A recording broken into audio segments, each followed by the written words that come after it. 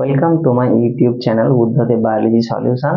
তোমাদের আগের ভিডিওগুলোতে আমি অযৌন জননের যে প্রকারগুলো হয়, দ্বিবিভাজন, বহু বিভাজন, পুনরুৎপাদন, এগুলো বার্ডিং বা হচ্ছে পরাগোদ্গম, এগুলো সব দিয়েছি ভিডিওর মাধ্যমে। এগুলো তোমরা দেখবে। তার সঙ্গে সঙ্গে আজকের আমি ফ্র্যাগমেন্টাইজেশন বা খণ্ডীভবন এবং কিভাবে রেণু উৎপাদন হচ্ছে বিভিন্ন ভাবে, ছত্রাক, মোষ, ফার্ন সবার কিভাবে আলাদা আলাদা করে রেণু উৎপাদিতর মাধ্যমে তারা অপত্য তৈরি করে, সেটা আজকের আমি ডিসকাস করবো তোমাদের কাছে।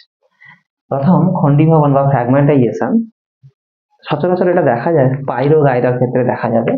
এটা স্পাইরোগাইরা একটা প্রাণী। স্পাইরোগাইরা ক্ষেত্রে আমরা দেখতে পাবো এটা জলে থাকবে। শৈবাল, যে শৈবালের ক্ষেত্রে জলে বিভিন্ন সমুদ্রেতেও থাকে, এটা বিভিন্ন পাথরের গায়ে বা বিভিন্ন অবজেক্ট অথবা বস্তুর গায়ে এরা আটকে থাকে।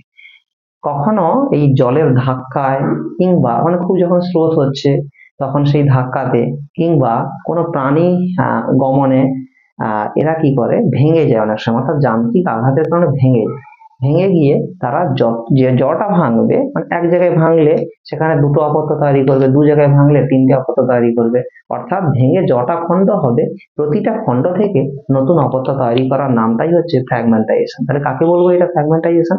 তাহলে প্রথমে সংজ্ঞাটা তোমরা লিখবে, ছবি দেবে, এক্সাম্পল দেবে, পারলে ব্যাখ্যাটা দেবে কিভাবে পদ্ধতিটা ঘটে।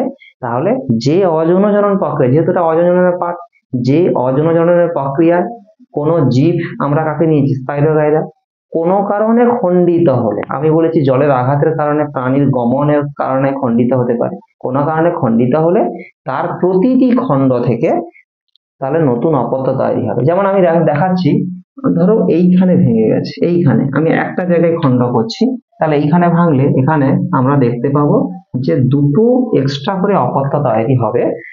সেটা এইভাবে অপত্য তৈরি হচ্ছে। তাহলে এটা একটা অপত্য, আবার এখানে আর একটা অপত্য তৈরি হচ্ছে। সেখানে এদের মধ্যে তাহলে এখানে একটা নিউক্লিয়াস থাকতে হবে, এর পাশেও নিউক্লিয়াস রয়েছে, এদেরও নিউক্লিয়াস থাকে, এদেরও নিউক্লিয়াস থাকে। এইভাবে নিউক্লিয়াস সবসময় স্পাইরোগাইরা নিউক্লিয়াসকে একটা কোণার একটা টান দিতে হয়। এইভাবে তোমরা দিয়ে দিও। এই যে দেখতে পাচ্ছ নিশ্চয়ই আমি কিভাবে ছবিটা আঁকছি। সবসময়ের জন্য পরীক্ষায় নম্বর পেতে তোমাদেরকে ব্যাখ্যা, সংজ্ঞা, এক্সাম্পল, তার সঙ্গে ছবির কথা তোমাদেরকে বলবে না, কিন্তু তোমাদেরকে দিয়ে আসতে হবে, তবে তোমরা ফুল মার্কস পেতে পারবে। এইভাবে এইটা তাহলে এই অপত্যগুলো তৈরি করে, এবং এর সঙ্গে যদি আমি পারো তাহলে এটা পসিবল দিতে পারো, এটাতে ক্লোরোপ্লাস্ট অবস্থান করবে, এইভাবে থাকবে, এটা ব্যাস এইভাবে থাকবে। এটাকে আমরা বলবো অপত্য স্পাইরোগাইরা। এটাকে অপত্য স্পাইরোগাইরা বলবো। তাহলে আমরা একটা জায়গায় খণ্ডিত করেছি, এই জায়গায় একটা জায়গায় খণ্ডিত করলে অপত্য স্পাইরোগাইরা, একটা জায়গায় খণ্ডিত করলে আমরা দুটো অপত্য পাবো, তাকে আমরা বলছি যে খণ্ডীভবন। নিশ্চয়ই বুঝতে পেরেছো? কমেন্ট করে জানাবে। কেমন কোনো প্রবলেম থাকলে আমি অবশ্যই সলভ করে দেবো, এবং ভিডিওটা কেমন লাগছে তোমরা অবশ্যই কমেন্ট করে জানাবে। পরের টপিক স্পোরিউলেশন, যাকে বাংলায় আমরা বলবো রেণু উৎপাদন। রেণু উৎপাদন, কিছু কিছু জীব রয়েছে তারা রেণু বা স্পোর উৎপাদন মাধ্যমে তারা হচ্ছে অপত্য তৈরি করে। এমনি আগেই বলেছি অযৌন জননের এককের নাম রেণু বা স্পোর। তো স্পোর মাধ্যমে কিভাবে অপত্য তৈরি করে? প্রথম আমরা আসবো ফাঙ্গি, অর্থাৎ ছত্রাকের বেলায় চলে আসবো। ছত্রাক তারা হচ্ছে কি করে, তাদের শরীরে, তাদের বডিতে রেণু তৈরি করে, সেই রেণুগুলো বিতাড়িত হয় অনুকূল পরিবেশে, সেটা অনুকূল পরিবেশে বিতাড়িত হয়ে সেখানটায় আবার তারা অপত্য তৈরি করতে পারবে, এইটুকু ব্যাপার। দেখো ছত্রাক হচ্ছে দু প্রকার রেণু তৈরি করে। একটা চল রেণু, যাকে আমরা জুস্পোর বলি, জুস্পোর, আর একটা অচল রেণু, যাকে আমরা অ্যাপ্লানোস্পোর বলি। জুস্পোর জিনিসটা কি? জুস্পোর হচ্ছে যে প্রকার রেণুগুলো, অর্থাৎ প্রাণী যেখানটায় গমনে সক্ষম, যাদের ফ্লাজেলা থাকবে, যারা কোষ প্রাচীর বিহীন হবে, এবং যারা গমনে সক্ষম। আমি আরেকবার বলছি, চলরেণু জিনিসটা কি? যে সকল রেণুগুলো যাদের ফ্লাজেলা থাকবে, তাই তারা গমনে সক্ষম, এবং তাদের মধ্যে কোষ প্রাচীর থাকবে না, তখন তাকে আমরা বলবো চলরেণু। এটা কার ক্ষেত্রে দেখা যায়? এটা ক্লামাইডোমোনাসের ক্ষেত্রে দেখা যায়। তোমরা এর নাম আগে শুনেছো, যেটা হচ্ছে গমনে সক্ষম একটা উদ্ভিদ, তার নাম ক্লামাইডোমোনাস। আর ফাইটোপথোরার ক্ষেত্রে দেখা যায় ফাইটোপথোরাটা কি? ফাইটোপথোরা আলুর যে ধসা রোগ, আলু পচে, একটা আলু পচে গেলে পরবর্তী আলু আবার পচে যায়, সাইডে পচে যায়, সে আলু ধসা রোগ সৃষ্টি করে ফাইটোপথরা নামক ছত্রাক, যেটা চলরেণু দেখা যায়। অর্থাৎ ওই জন্য চলরেণু আছে বলে ওই জন্য একটা আলু থেকে খুব তাড়াতাড়ি করে পরবর্তী পাশের যে আলুগুলো রয়েছে পচে যাচ্ছে। চলরেণু মানে গমনে সক্ষম রেণু এরা। এবার অচল রেণু বা অ্যাপ্লানোস্পোর, যে স্পোর গুলো যাদের ফ্লাজেলা থাকবে না, যাদের কোষ প্রাচীর থাকবে, যারা গমন করতে পারবে না, মানে গমনে যারা অক্ষম, তখন সেই রেণুকে আমরা বলবো অচল রেণু। সেই অচল রেণুর অনেকগুলো ক্লাসিফিকেশন রয়েছে, যেটা আমি কয়েকটা দেখিয়েছি। যেমন একটা বলেছি মিউকর।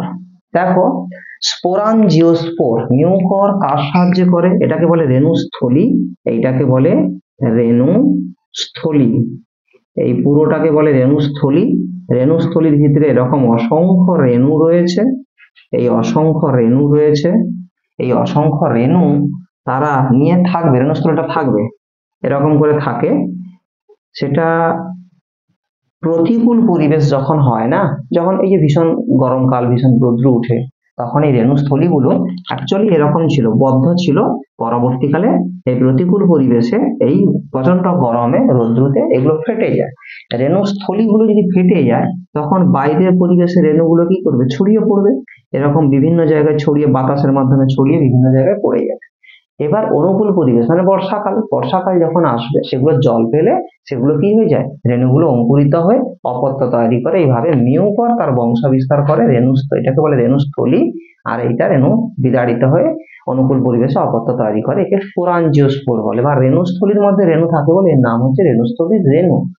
দেখো, এরপরে এই প্রক্রিয়ায় তোমাদের ঘাস জাতীয় কোনো একটা নতুন পুকুর খনন হয়েছে, সেই পুকুর খনন হলে সেখানে প্রথমে ঘাস থাকে না, তারপরে হঠাৎ বর্ষাকালে প্রচুর ঘাস জন্মে যায়। সেগুলো হচ্ছে এই পকের রেণুগুলো, যেহেতু আমরা খালি চোখে দেখতে পাই না, ওগুলো মাইক্রোস্কোপিক, সেহেতু সেগুলো রেণুগুলো বাতাসের মাধ্যমে তাহলে ওখানে ছড়িয়ে পড়ে আছে। অনুকূল পরিবেশে যখন বর্ষাকাল জল পেলো, রেণুগুলো অঙ্কুরিত হয়, অপত্য তৈরি করবে।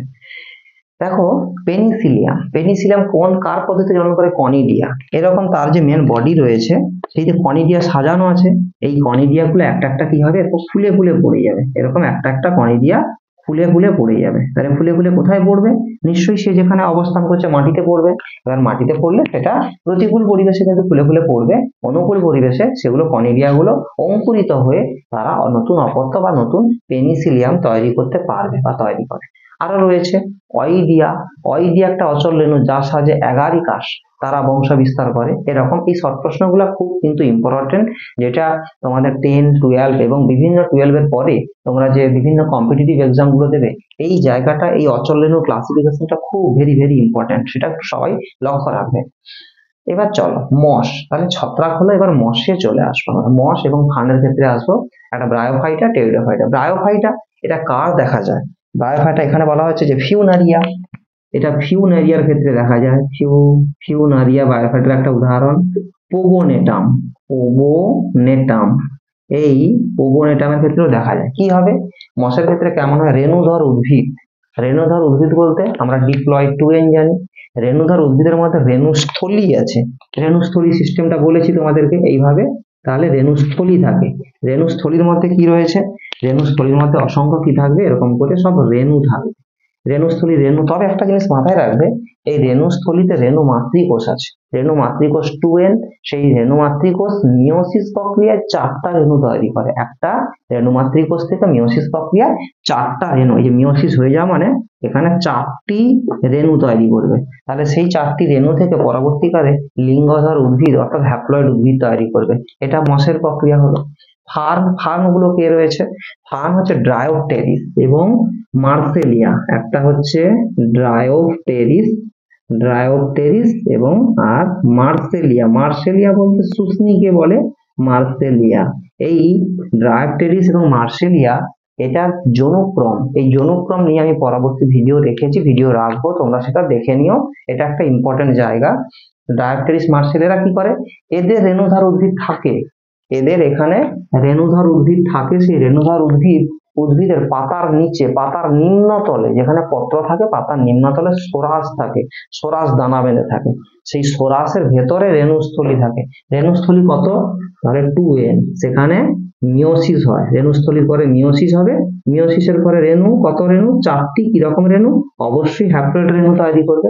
সেই হ্যাপ্লয়েড রেণু পরবর্তীকালে পুংধানী স্ত্রী মানে ধানী তৈরির মাধ্যমে নিষেকের পর জাইগোট, ভ্রূণাণু, ফের আবার তারা রেণুধর উদ্ভিদ, সরাস, এইভাবে চক্রটা চলতে থাকে, যাকে জনুক্রম বলি। এই হচ্ছে টোটাল অজনজনন। তাহলে আমি অজনজননের টোটাল ক্লাসিফিকেশন করে দিয়েছি। বিভিন্ন শর্ট প্রশ্নগুলো খুব ভাবে আলোচনা করেছি। তোমরা ভিডিওগুলো দেখবে এবং পরবর্তী ভিডিওতে লিঙ্ক আমি দিয়ে রাখবো, সেই লিঙ্কগুলো তোমরা দেখে নিও এবং অবশ্যই চ্যানেলটিকে সাবস্ক্রাইব করে রাখবে। কোনো প্রবলেম হলে অবশ্যই কমেন্ট করে জানাবে এবং কেমন লাগলো সেটাও কমেন্ট করে জানাবে, আমি তোমাদের সলিউশন করে দেবো। Thank you.